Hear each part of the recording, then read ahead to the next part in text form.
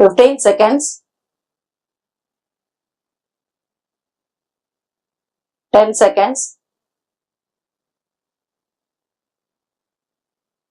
5 seconds. Get ready? Start. சட்டப்பேரவையில் மாண்புமிகு உறுப்பினர் ஒருவர் பேசியதாவது: தலைவர் அவர்களே, இந்த ஆண்டு அறிக்கையை வரவேற்று தற்போது ஒரு சில வார்த்தைகள் இங்கே நான் கூற விரும்புகிறேன். முதலாவதாக, குடிநீர் திட்டத்தை பொறுத்தமட்டில் சென்ற ஆண்டை விட இந்த ஆண்டு நிதி ஒதுக்கீடு சற்று அதிகமாக ஒதுக்கப்பட்டிருக்கிறது. அதை முழுமையாக வரவேற்பதுடன் ஒரு குறிப்பிட்ட காலத்திற்குள் தமிழ்நாட்டில் உள்ள எல்லா மக்களுக்கும் பாதுகாக்கப்பட்ட குடிநீர் கிடைக்கப்பட வேண்டும் என்பதில் இவ்வரசு ஆர்வம் கொண்டு முனைப்புடன் அதை செயற்படுத்த வேண்டும் என்று கேட்டுக்கொள்கிறேன்.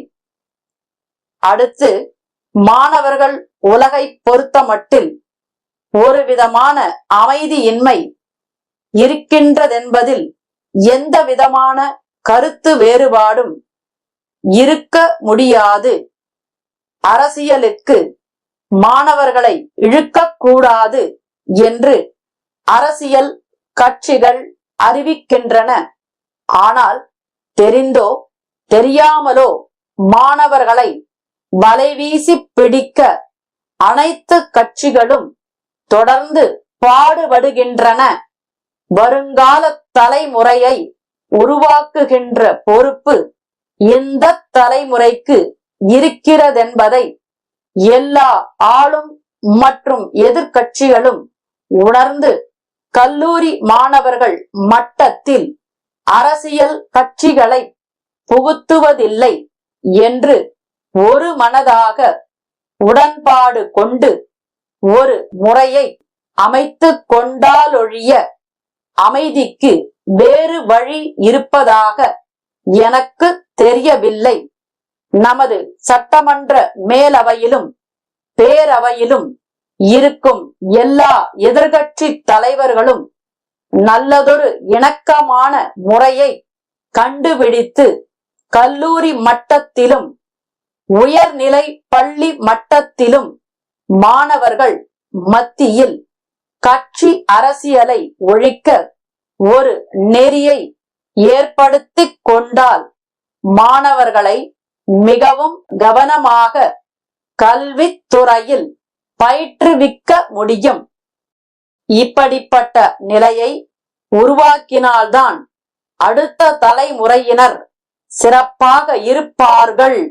இதை அரசியல் கட்சி தலைவர்களும் பெருமனம் கொண்டவர்களும் நன்கு ஆதரிப்பார்கள் என்று நம்புகிறேன். இப்போது பெரும்பாலான மாணவர்கள் கல்வியில் அக்கறை காட்டாமல் குறிப்பு புத்தகங்களை படித்து விட்டு தேர்வு எழுதுகிற நிலைமை இருக்கின்றது. முதலில் குறிப்பு புத்தகங்களை தடை செய்ய வேண்டும். அப்பொழுதுதான் நல்ல சிந்தனையாளர்கள் தோன்ற முடியும், நாம் உருவாக்க முடியும். இப்போது வினா விடைகளாக தயார் செய்து அதை மாணவர்கள் மனப்பாடம் செய்தால் தேர்விலே நிச்சயமாக வெற்றி பெறலாம் என்று நினைப்பதன் காரணமாகத்தான் சில தவறுகள் தோன்றுகின்றன. இதை பற்றி சட்டத்துறை நன்கு ஆராய வேண்டுமென கேட்டுக்கொள்கிறேன்.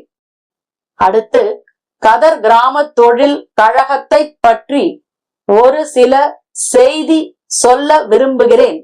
நாம் பெரிய தொழிற்சாலையை வைத்து வேலை கொடுக்க வேண்டுமெனில் மூலதனம் அதிகம் தேவை. ஆனால் கிராமங்களில் கதர் கிராம தொழில் மூலம் வேலை வாய்ப்பு கொடுக்க வேண்டுமெனில் அதற்கு மூலதனம் குறைவாக இருந்தால் போதும். ஆதலால்தான் காந்தியடிகள் கதர் கிராம தொழிலை அறிமுகப்படுத்தினார்கள்.